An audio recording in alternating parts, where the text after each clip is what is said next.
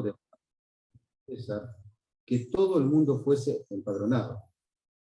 El primer censo se hizo siendo Cireneo gobernador de Siria. E iban todos para ser empadronados, cada uno a su ciudad.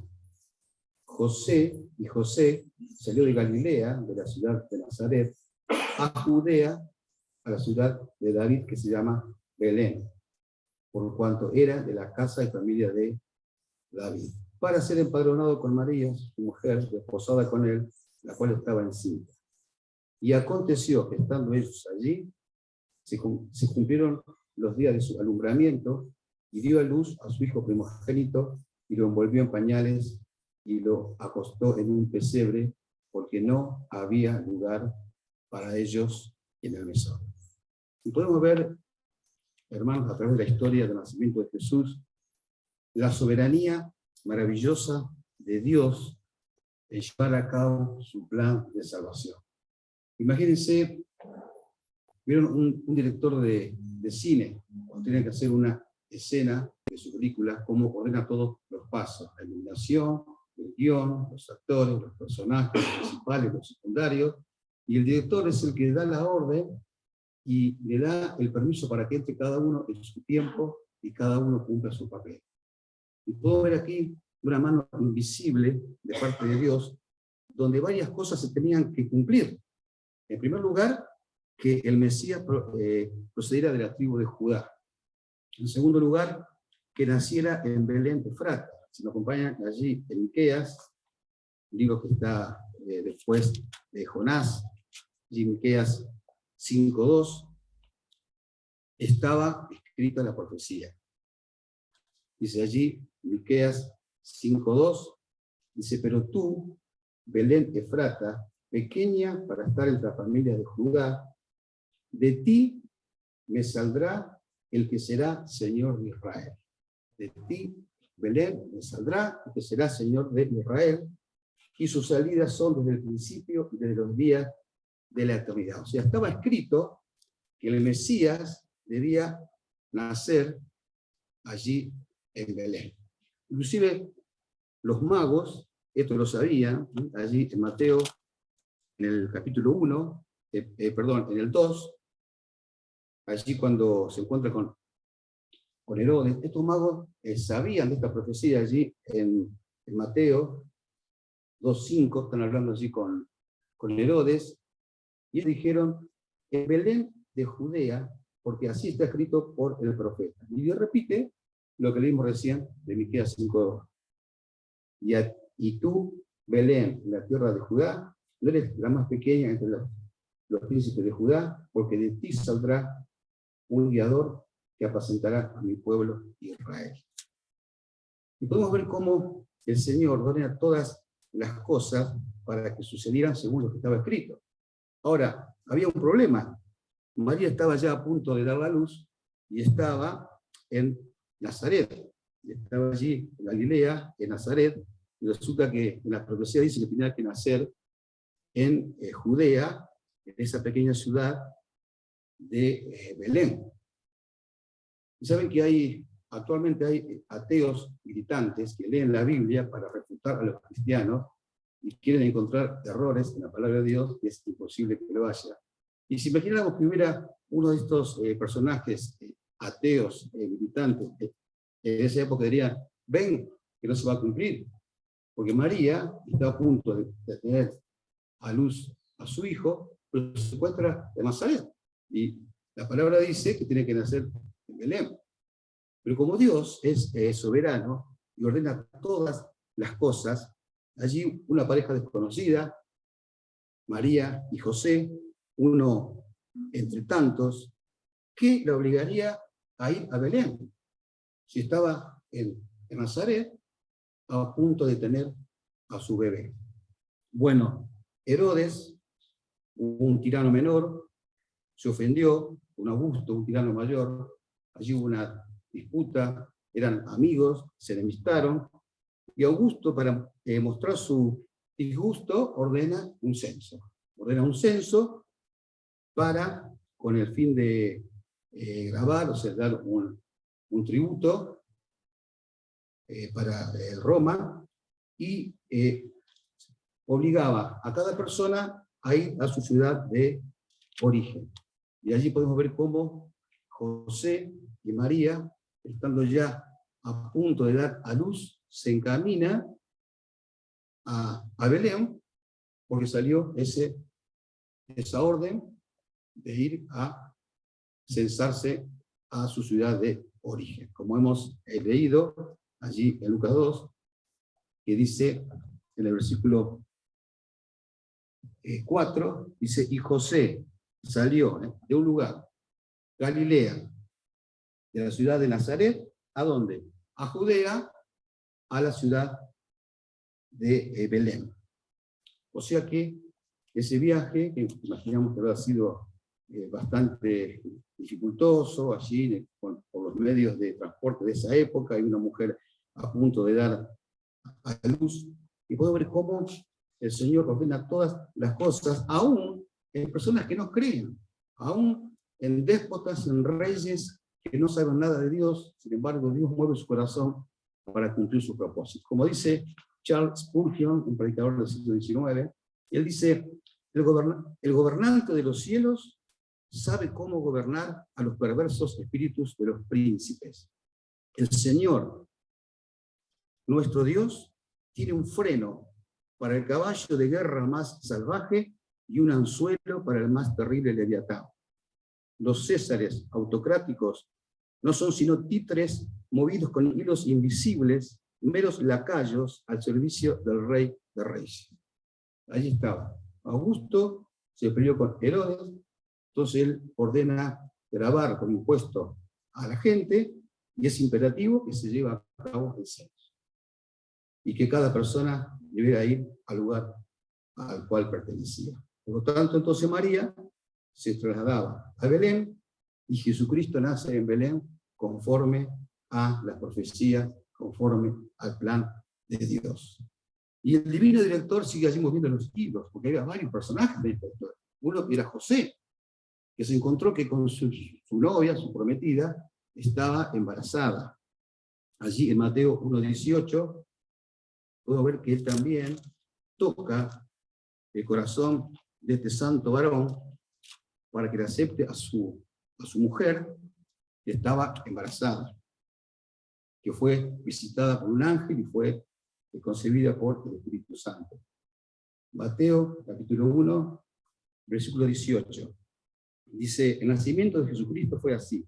Estando desposada María, su madre, con José, antes de que se juntasen, se halló que había concebido el Espíritu Santo. Imagínense la sorpresa de José, las dudas que él tendría. ¿Y cómo puede ser? ¿Y cómo será? ¿Y qué pasó? ¿Y qué hago ahora? ¿La acepto? ¿La rechazo? José, su marido, como era justo y no quería infamarla, quiso dejarla secretamente.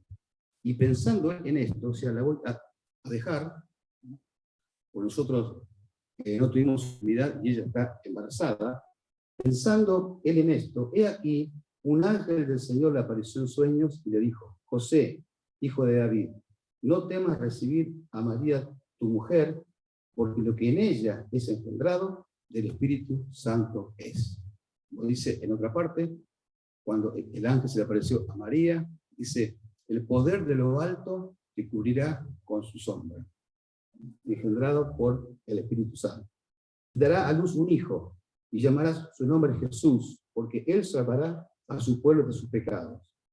Todo esto aconteció para que se cumpliese lo dicho por el Señor por medio del profeta. Otra vez, todo sucedió dirigido armoniosamente y perfectamente por Dios, para que se cumpliese lo dicho por el profeta cuando dijo, he aquí, una virgen concebirá y dará a luz un hijo, y llamarás su nombre Emmanuel, que traducido es Dios con nosotros. Y despertándose José del sueño, hizo como el ángel del Señor le había mandado y recibió a su mujer. Pero no la conoció hasta que dio a luz a su hijo primogénito y le puso por nombre Jesús. Puedo ver cómo allí se cumplió la profecía, lo que iba a nacer en Belén. Nació en un pesebre, como leímos allí en Lucas, en el capítulo 2. ¿Por qué? Porque no había lugar en el mesón. No había lugar para esa parejita joven que tenía a la mujer a punto de dar a luz. Ahora bien, ¿por qué Cristo debía ser colocado en un pesebre? De allí, en un lugar donde se alimentaba a las bestias, a los animales. En primer lugar, con el propósito de mostrar su humillación. Como dice allí en Isaías 53, que él no solamente se humilló, sino que también iba a ser despreciado. Allí en el libro de Isaías, capítulo 53, en el versículo 3 dice: despreciado y desechado entre los hombres, varón de dolores, experimentado en quebranto. Conforme a esta profecía, su humillación ya desde el principio de venir a esta tierra. El pesebre y la cruz, ubicados en los dos extremos de la vida de Jesús. El pesebre y la cruz allí en el nacimiento y en la muerte de Jesús. Toda su vida fue humilde y nada podía ser más apropiado que en su etapa de humillación, cuando él se despojó de su gloria, fuera colocado en un pesebre. Nadie podría decir es que Jesús no sabe lo que está pasando, lo que estoy pasando, él no vivió mi situación. Él se humilló a sí mismo hasta lo último, Se hizo un ser humano y se humilló hasta no solamente nacer en un pesebre, sino también a morir de la forma horrible que es la muerte de cruz.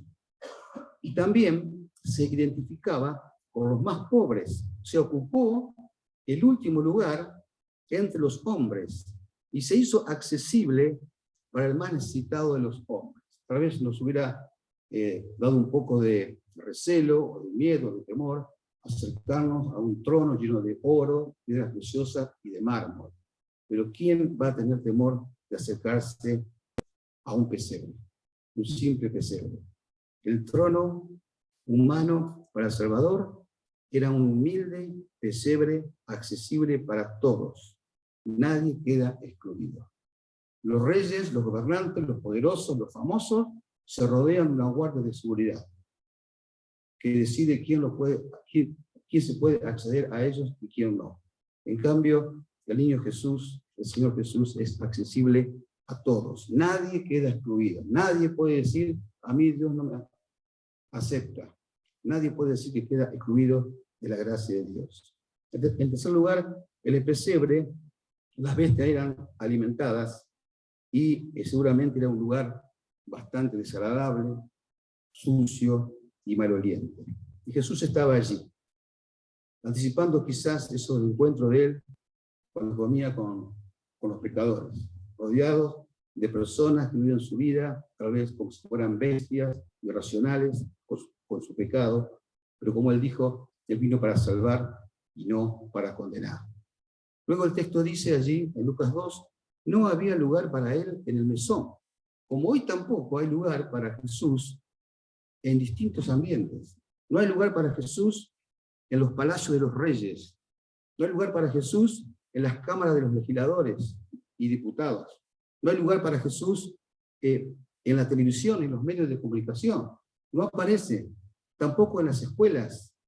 Saben que la Biblia hasta la década del 60 se enseñaba en las escuelas en Estados Unidos, y luego una ley la abolió, la sacó de las escuelas. No se habla de Jesús en las universidades, tampoco en las fábricas, en los talleres, en los círculos de filósofos, de intelectuales, de artistas. No está Jesús. Hemos sacado a Cristo de la sociedad. Hemos sacado a Cristo y sus enseñanzas de toda la sociedad. Por lo tanto, así no va. Así nos va. Nos sorprende tal vez que vivamos en un mundo rodeado de violencia, de guerra, de maldad, de peleas, cuando hemos excluido al príncipe de paz. Por sacar a Jesús de la sociedad, de los corazones, es que vivimos en una sociedad como la que vivimos. Pero el Señor ya lo anticipó. En los últimos tiempos, la maldad se multiplicará. Pero el que persevere hasta el fin, este será salvo. La pregunta personal es, está bien, no había lugar para Jesús en el mesón. ¿Hay lugar para Jesús en tu corazón? Si alguien está escuchando y aún no ha recibido al Señor, hoy es día de salvación. Esa palabra de Dios, si oyere hoy su voz, no endurezcáis tu corazón. Él está dispuesto a dar esa paz, ese gozo, esa alegría que jamás se puede encontrar lejos de Él. Y la prueba está que el mundo busca la paz y no la encuentra, porque la busca lejos del príncipe de paz. Y Él quiere perdonarte, darte una vida nueva.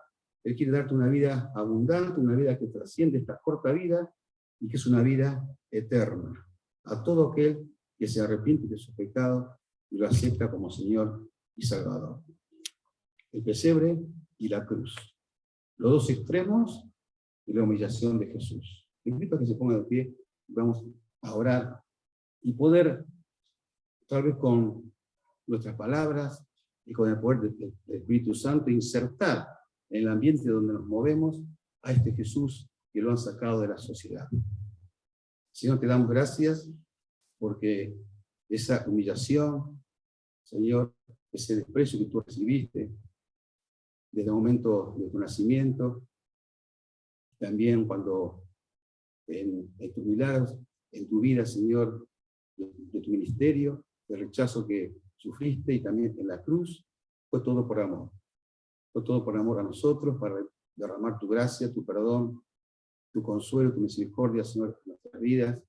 Te damos gracias, Señor, porque habían pasado 400 años de silencio, donde los padres le compartían de generación a generación que Dios prometió un Mesías, que aparentemente no pasaba nada, no sucedía nada, pero un día una virgen concibió del Espíritu Santo, y un día ángeles en el cielo daban gloria a Dios porque el Salvador del mundo había nacido. De igual forma, Señor, aún hoy puede haber gente que dice, pero ya pasaron 2000 años, ¿dónde está la promesa de su advenimiento? Sabemos, Señor, que tu palabra se cumple, y de la misma forma que se cumplió la venida del Señor Jesús en un pesebre, también se va a cumplir la segunda venida como está prometido. Te damos gracias, Señor, porque tú ordenas todas las cosas. No solamente en la historia, Señor, mueves todos los hilos como un director celestial, donde toca los corazones de creyentes y no creyentes, de los que se creen justos y los que son injustos, para cumplir tus propósitos.